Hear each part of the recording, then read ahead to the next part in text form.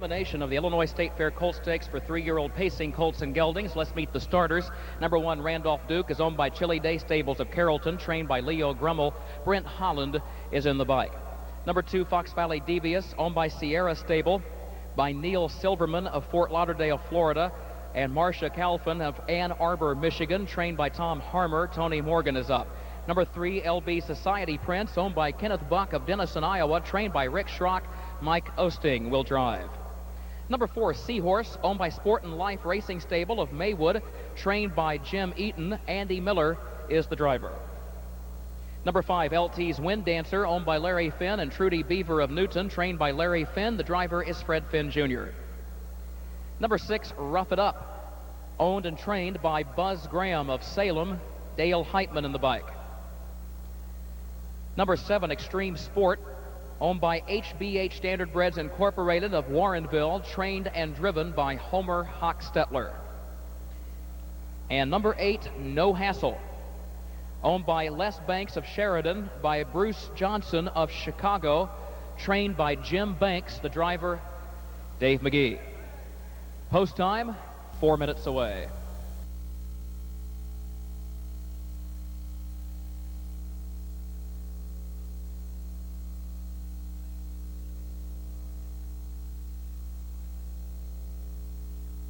They're at the post, gates rolling, and here they come for race 13.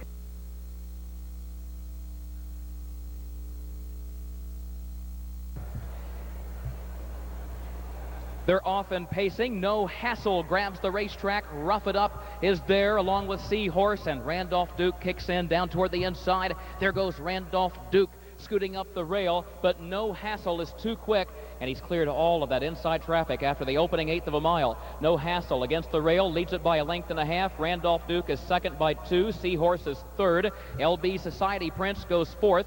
Rough It Up is racing fifth. The opening quarter, 25-1. That's the fastest opening quarter we've seen this weekend, and possibly the second fastest opening quarter in Illinois State Fair Colt Stakes history. No Hassle is on the lead by 1 length, and Dave MAGEE is leaning back in the race bike, trying to get that pacer to rate his speed. MAGEE looks over his shoulder, and he sees Randolph Duke 1 length away in the second position. Another 1.5 lengths to Seahorse, then LB Society Prince, the half in 53-1. Headed to the far turn, No Hassle leads Randolph Duke, Seahorse, LB Society Prince. Rough It Up to the outside from 5th.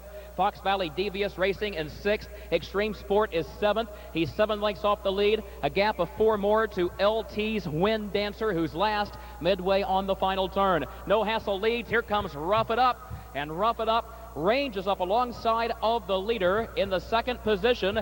Randolph Duke is locked in tight. He's got no place to go. 1:22-3 was the time for the 3/4. Here comes Fox Valley Devious into contention, 4th. They're moving off the final turn. Seahorse is buried toward the rail. 1/8 of a mile to come for No Hassle. Randolph Duke desperately needs an open lane. Holland straight back of the race bike. Here's Fox Valley Devious. Fox Valley Devious mowing them down.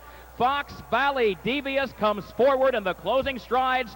Fox Valley Devious wins it by nearly 3. Randolph Duke came bursting through an opening in the final strides for second, close for third, either Rough It Up or No Hassle in 1:50 flat.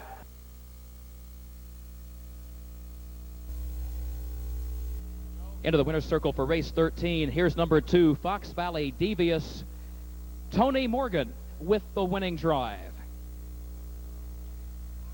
Sierra Stable of the greater Chicago area, Neil Silverman of Fort Lauderdale, Florida, and Ann Arbor, Michigan's Marcia Calfin own this Sportsmaster gelding. 1:50 flat. Fastest mile so far of the State Fair meet.